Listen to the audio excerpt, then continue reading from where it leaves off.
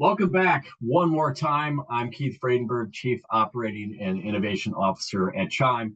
It's my absolute pleasure to welcome you to the CHIME Innovation Virtual Summit. If you're just joining us for our final session of the summit, I want to again say thank you to our program sponsors, Avasure, Microsoft, and Nordic, for their tremendous support. We appreciate you. You helped us make all of this happen. It's my absolute pleasure to introduce our closing keynote speaker and friend of mine, Atul Kanvinde, who is the Chief Information Officer at the Shepherd Center. From AI and cybersecurity to virtual care, customer experience, and engagement, Atul is no stranger to thinking differently and, more important, doing differently. Buckle up for the next 20 minutes as we explore the crucial role of CIOs and other digital health leaders in shaping the future of health and care. We're going to learn why fresh perspectives are really the key to transforming health and care services, and more importantly, why thinking differently is an absolute requirement for today's digital health leaders. With that, Atul, my friend, welcome, and thank you for joining us to close out the Virtual Innovation Summit today. Thank you, Keith, for your kind words. Good afternoon. Sound check. You can see and hear me okay? Good. We're good. Thank you. I almost felt after listening to the panelists that I do not have to do this in the keynote at all because they covered pretty much the key points we want to all do. But since I have the time, I'm going to share my opinions and thoughts, and hopefully they jive and connect with all of you. Before I do that, the only slide I have on AI is the following slide. One is connected to an HBR article that came up, but this is very important to me, and I hope this makes sense to all of you. Is to look at AI not as technology. Look at AI as a fellow employee, fellow coworker who is so smart, you want to hire him or her, but does not have some of the skills you want to transform on the conversation, so to speak, the personal skills. So that changes the mindset because I'm not looking at it as technology, but as an enabler, as a co-pilot, no branding here, or a friend, a scribe. And the second thing is on the topic of what happened in fall 2022. You're right, AI is not new to the land, but it made that available into the hands of a layperson. And the layperson is an average analyst, or it could be the CEO who says, I want that. And it's no longer behind the curtain of IT leaders or IT folks who say, I'll give the report to you tomorrow. Well, I can do this myself. So I put myself in a different way. But before I continue, let me tell a story. So I work with Shepherd Center. I'm the CIO of Shepherd. And the Shepherd Center is a long-term care hospital, and we are in the rehab business, so to speak. So here's the context. A patient in the day program had a goal of greater independence managing their wheelchair, something they will be using forever. One of the items on the wheelchair is a lateral thigh guard. Remember, the patient has no finger function. I cannot shake hands with the person. There is no grip. They only hold their hand this way. So thinking differently, this person who is part of the assistive technology group, who is also an engineer, designed a rubber handle and a funnel guide to make this possible. This was done in-house using 3D printing, and this is how it looks like. This is the chair on the left side, which is the thigh guard, and this is how the setup is. If you follow what I'm doing here, you can see how the hand, which has no finger function, it is just in the position, and all the person in this case is doing is moving the fingers in that slot and lifting it forward. The things that was done differently as a design are the two things that I highlight, which were made from plastic and rubber and built in-house in a 3D printer. I say this because it changes my perspective on what different is. About me, this slide is not to tell about myself, but the point is I'm not a clinician. I'm not your typical infrastructure technologist, but I'm an engineer. I'm a manufacturing process engineer. I've done industrial engineering. I worked in multiple different hospital systems, from acute care adult to children's to now long-term care. I've been in a software company building software for Fortune 100 companies. I've done all of those things, and I'm not from this hemisphere. So I bring in a different perspective. So I posted this question a few months back on LinkedIn, and I want this group to just follow along. How many of the systems decide going one way because of a Me Too syndrome, the fear of missing out, so to speak? How many of us actually see if that is a fit to the organization? Are we just doing it because others are doing it? Is my culture right for it? Am I changing things in advance of going on that journey? How many systems start with the end in mind? What are you trying to solve? What are you trying to achieve? What is the point with this work? And then the key point is, do you have the time to do this? How many of the systems do actually select the right project team, or we have those folks who are sitting in because they are part of the team and we ask them to do something different? And finally, do we have a full mapping of our value stream? And I ask this question differently because none of these are IT, none of these questions are AI, these are just business operation questions. So I put a few statements or quotes from smart individuals who we know. Mark Twain. Whenever you find yourself on the rough side of the majority, it is time to pause and reflect. It is just one of those things where, is there something going on that I should understand better? Second, Albert Einstein said, we cannot solve our problems with the same thinking we used when we created them. Dr. Deming essentially said, every system is perfectly designed to get the result that it does get. And if you notice, the sub-corollary of this is that most of the times the problems are there not because of individual person action, but because of the system functions. If I look at things differently, I have a few things to share with this group. 3 C's. One is look at human potential as capital, where we use capital to create future growth, future opportunities. Look at forward looking. Second, it is not the technology. Aaron mentioned this at his beginning opening speech, and many of you repeated that in different ways. It is not the technology. And finally, I look at healthcare delivery as a logistics problem. So let's build on it. Recently, there's an article in Science Advances. You can see on the left side, you can search for it. And they did a nice, beautiful comparison. And long story short, this is the key point. I'm going to read this for you. We find that access to generative AI ideas causes stories to be evaluated as more creative, better written, more enjoyable, especially among less creative writers. However, this is the key point to me, at least, generative AI-enabled stories are more similar to each other than stories by human alone. This goes back to on what was that model trained. And so it's going to keep on doing the same thing and throwing out the same slightly different ideas because it's generating on the same seed, so to speak. Humans are not that just because we are humans. So the way I look at human potential is align intentionally their potential to true value add delivery. Let these individuals operate at the top of the license. How do you do it? You have different ways of doing it, but that's not the topic for today. Aggressively, if not eliminate, employ automation for non-value added work. That is not making them happy. That does not make any difference to the end product, end result, in this case, the patient we care for. Look at them not as builders, but should be looking at as product managers.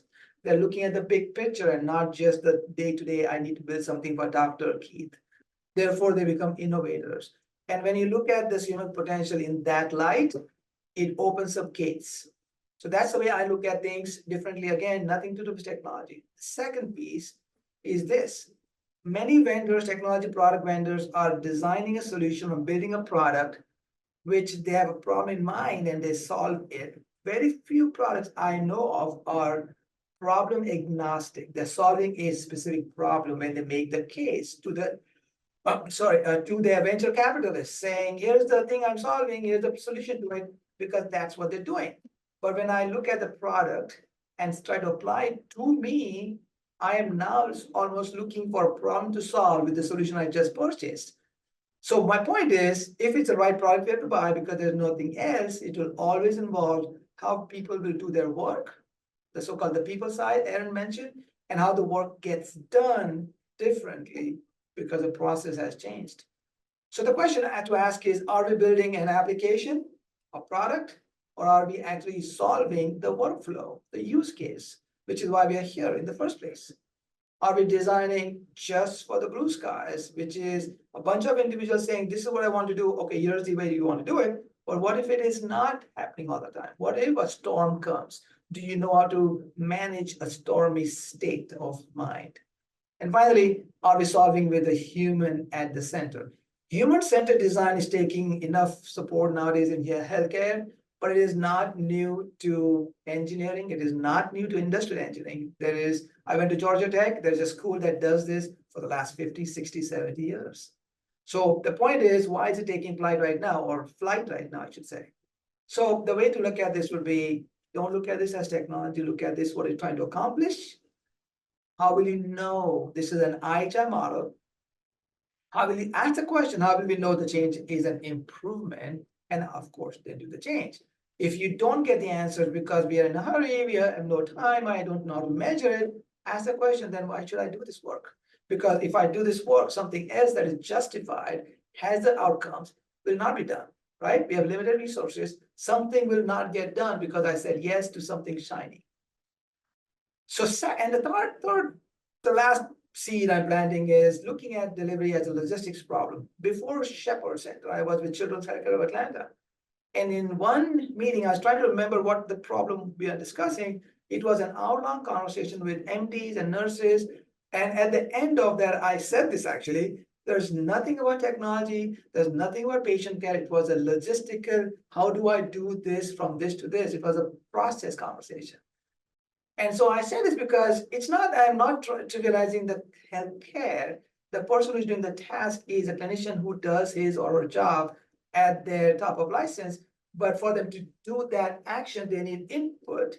They need to do an output. That all is a logistics problem. If you look at it differently, you solve the problem differently. So what does that mean? Do you know the value stream of your work? The value stream, the word is value. Do you therefore then do rapid improvement events to remove waste? Or do you do an FMEA, failure mode effects analysis? You see the acronyms at the bottom. Do you balance the work for efficient throughput? Do you then simplify, standardize, and then you automate that standardized, simplified work? And now you make it easy for the smart clinician to do his or her clinical work. Do you understand the difference between a value add task and essential task? I've had many conversations, folks miss them completely, and I will talk more whenever you want to get a chance. And the difference between an outcome measure and a process measure. Two different things. It changes the perspective. So if you look at logistics and look at how to make it better, healthcare delivery becomes better, and the technology becomes an enabler. So this is something we all know. This is what an FMEA does.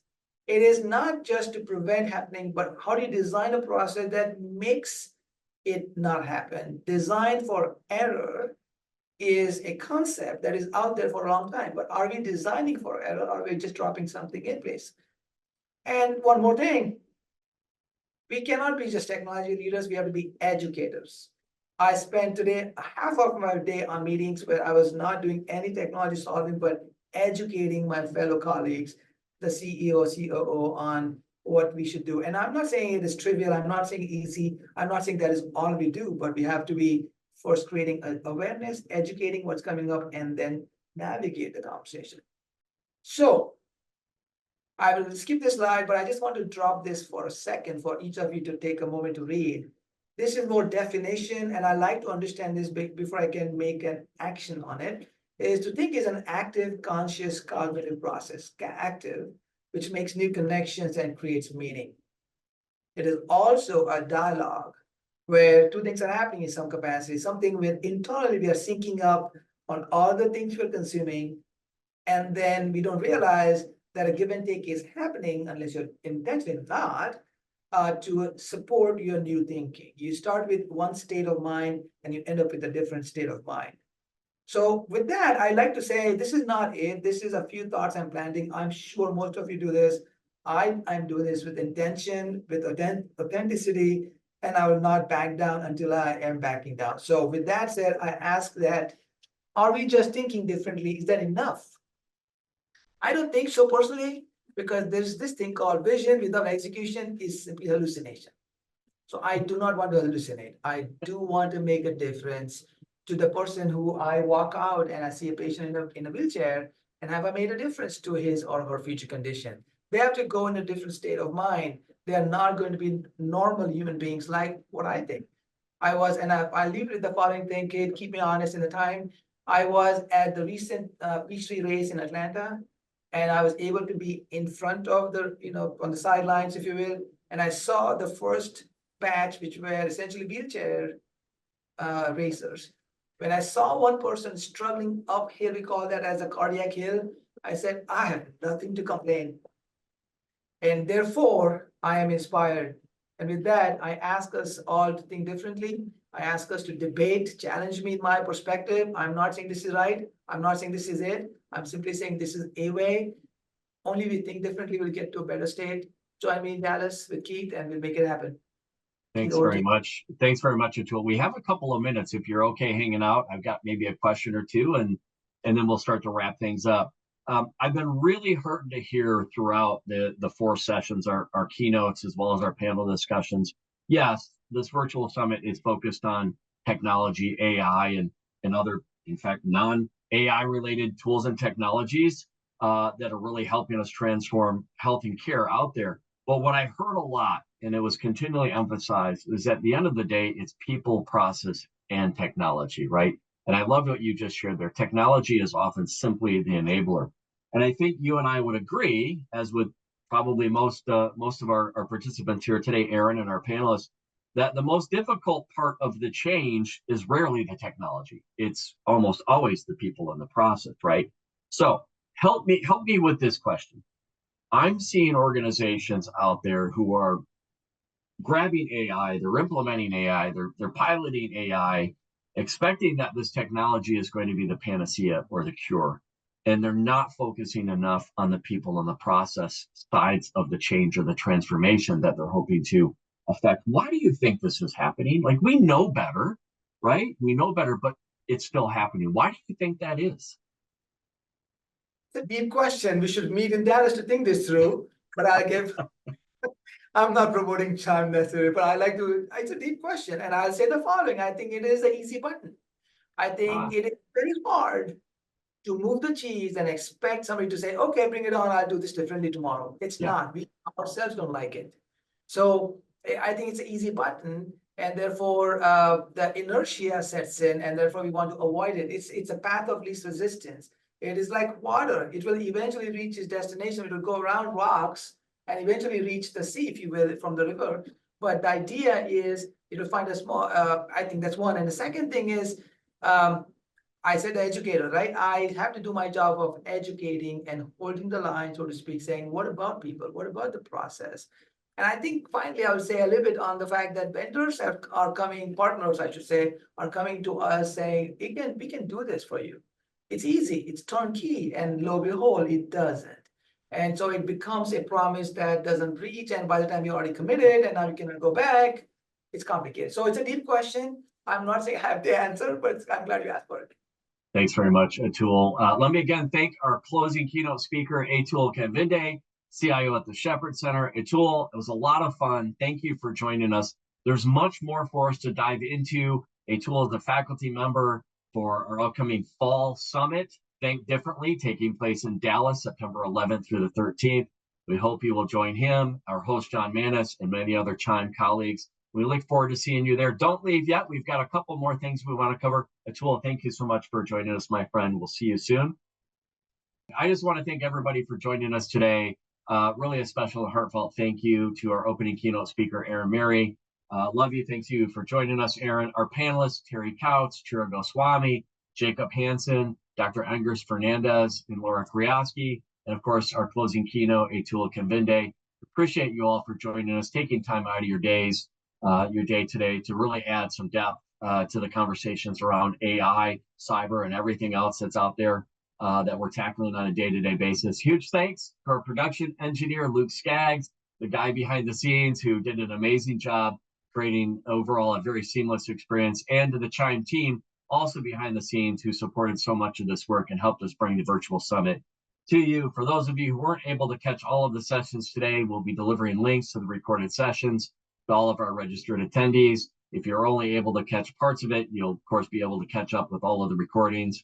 Thanks again for participating. We hope you found value in the conversations today, and we hope to see you more at a future CHIME innovation programs.